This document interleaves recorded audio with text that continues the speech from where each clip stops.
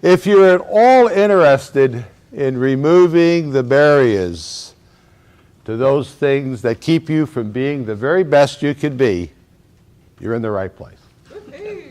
And if you're interested in raising the bar of your personal productivity, peak performance, and building new neural pathways, because this is about neuroscience, you're in the right place as well. Now, over the next 15 minutes, I'm going to be facilitating a quantum learning experience.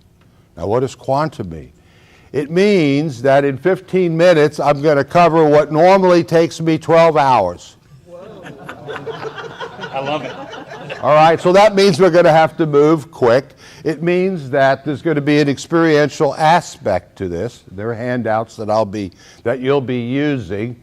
And also, it's absolutely imperative for the 25 to 30 of you that know me, being a global thinker, I'm going to have to use my notes, because I'm far more comfortable in a 4 to 2 day venue than I am at 15 minutes. And I know Bill has the big hook. So that puts a lot of pressure on me. Cynthia has the hook. Okay. I gave her the hook. So thank you. Cut me a little slack, maybe 30 seconds here and there. So having said that, I really am excited about being here today. The first thing I'd like you to do is there's a handout on your table. There's a little card on it, and the first thing you should see is a 10-day action plan for peak performance. So when you leave here today, you're going to have a DIY or a do-it-yourself methodology to totally change your thinking and to change your life, and you'll be starting that process today. So the first thing I'd like you to do, jumping right in, is I'd like you to think about one thing in your life that you would like to achieve peak performance in. It can be something new or something you already know. It could be improving your golf game.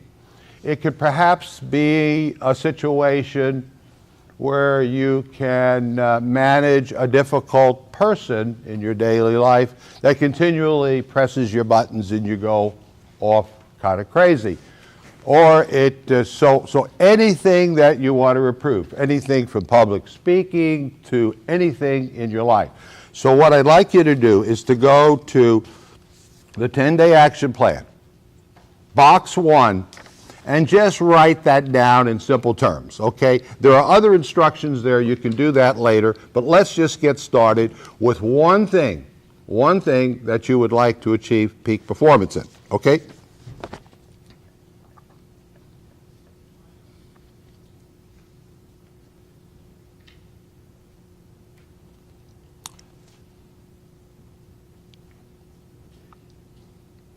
Okay, in the second box, I would like you to put one benefit, just for the time being. What benefit will you derive as a result of being able to achieve that?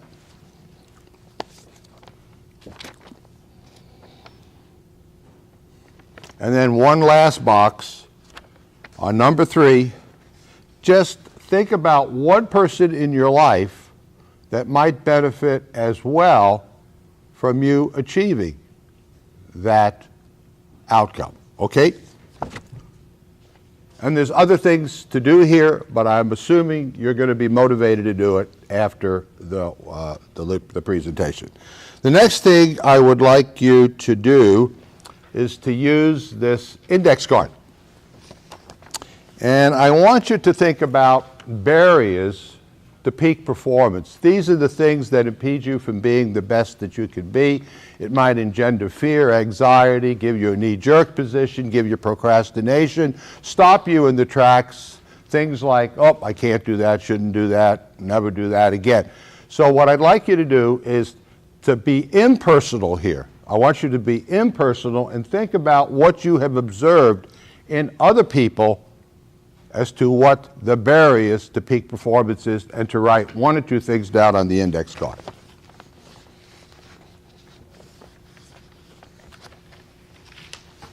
I'm going to give you 10 seconds. I'm sorry, I need clarity. Sorry,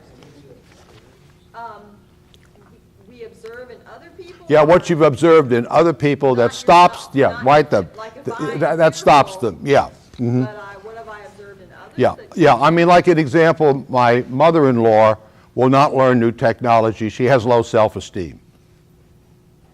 That's what blocks her from learning how to text and So communicate I- with her children. so Yeah, someone yeah, else. someone else, anyone else. Yeah, not you. I want to keep it impersonal. And there could be hundreds of things, but I want you to think about the barriers. That's important because you have your own. Amen. So we're kind of easing into it by talking about someone else, not me. Glenda's an exception to Yeah. that, by the way. Yeah. She's pretty perfect, but Okay, so what I'd like to do next is just do a quick 1 or 2 or 3 shout outs from the tables as to some of the barriers. And I'll repeat it for the video since we're making this interactive. Is there anything at this table? Yes. What is it? Lack of knowledge. That's a very good one. Yes, Karen. Lack of self-confidence. Lack of self-confidence. Anyone at this table? Negative self-talk. Negative self-talk. All great. Anything here? Complacency. Complacency, yes. Over at that table there. Discipline. Procrastination. Procrastination. Dale, you had your hand up. No, Judy did. Judy did. Well, you were you know what happened? Dale held Judy's hand up. Okay, Judy. Fear of negative judgment. Fear of negative judgment, yes. I have the same one. Okay. Now, is it possible, and I don't want to raise a hand, but is it possible that some of these things may apply to you? no. No. Okay. So, Smart man. so the next thing is, where do these barriers come from? You might say, well, where do they come from? Do they come from the ethers? Is it in your big toe? Well, I want to tell you, it's an inside job. It's in your brain, okay? And your brain is a vault of stored information. It stores past information. A good deal of the information in your brain is faulty information. It comes from experiences where you were told untruths, false information, and these are the things that impede you and block you from being the very, very best you can be. Now, some of the principles is you tend to remember the things where there were the strongest emotions. I bet you all remember your first kiss, or your first love, or your first job, or if you're as old as I am, where you were when you heard the announcement that John F. Kennedy was assassinated. So you tend to remember mostly where there are emotions. So it can be good things like getting praised when you succeeded in something, or it could be a negative experience where you failed miserably and you were ridiculed, or perhaps a parent told you you were stupid, you could never ever do that. So this is where a lot of those programs come from. So your brain holds positive and negative emotions, and I'd like you to now turn to a handout.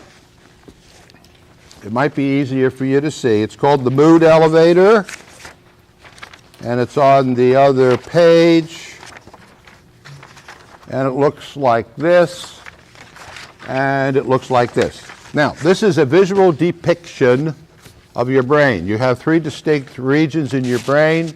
They're all interconnected. The subbasement is your reptilian brain. That's the base of your, at the base of your skull. It's at the bottom of the brain stem. It's the first developmental part of your brain. It's the fight-flight animal instinct. You can see some of the characteristics. This is where you're really angry and attacking. You're very aggressive. You feel your life is at peril, and you can be a really nasty individual in that state. The next 2 levels, the basement and the above ground level, tends to correspond to your emotional system. It's called, in neuroscience, your mammalian brain. There's a negative and positive side to that, and you can see some of the characteristics. The top is your neocortex. That's the penthouse. That's where the magic occurs. That's the place where peak performance. So, where are the barriers? The barriers lie in the basement and the subbasement. That's where the barriers lie. So, how do you get up to the penthouse? Well, there's a couple strategies here you can use. One is you can do a leapfrog. You're in the basement, you're in the sub-basement, so what you do is you try to get yourself to the above ground and get happy. So you can distract yourself, you can take a walk, play some music, think some positive thoughts, and everything is really cool at that point, except you still got the barrier. The barrier is still in place. Now, I'm assuming all of you would like to get rid of your barriers, right? So I'm going to take you through a process to do that. So what I'd like you to do is use your index card, and I'd like you to look at your mood elevator that's in front of you, look at the basement level, look at the sub-basement level, and select something in your memory. This is personal. Now, you're not going to share this with anyone. Okay, this is the personal part of it. Think of one barrier that you have, write it down, and I'd like you to get in touch with the feeling nature of it. Because it's the feeling nature of it that has the power over you, not the facts and the figures. It's the feeling nature that's holding you up.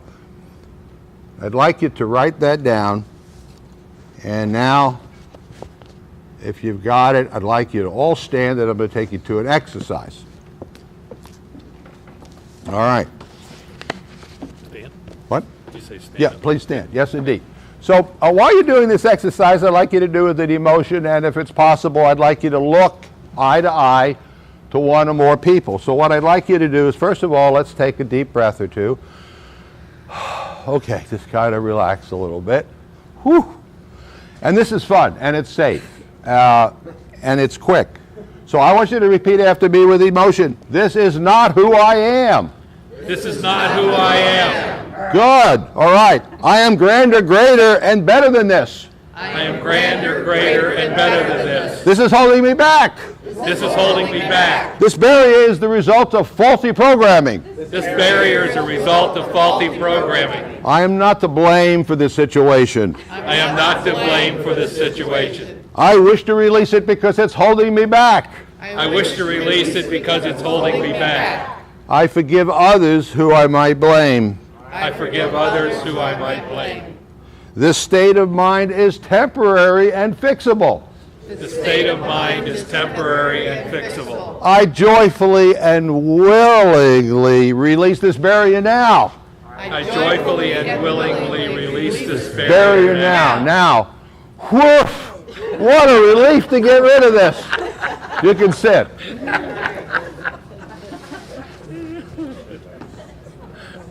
Okay. So, how are we doing on time? 2 minutes. Excellent. Perfect. See, I practiced, Bill.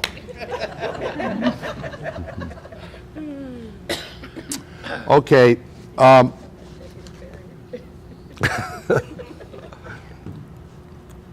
Incidentally, you can modify the script. Just keep the essence of it. You can make it personal. It works. There's a more advanced form of that called tapping. You may have heard of that. This is very safe. It's very quick. It always works. So it's really, really important. So let's go over the neuroscience of peak performance. So here are basically the principles. Okay, intention. What you wrote down on that square one, that's an intention. It's the seed of something that you want to happen. If you pay attention to intention, it becomes a goal.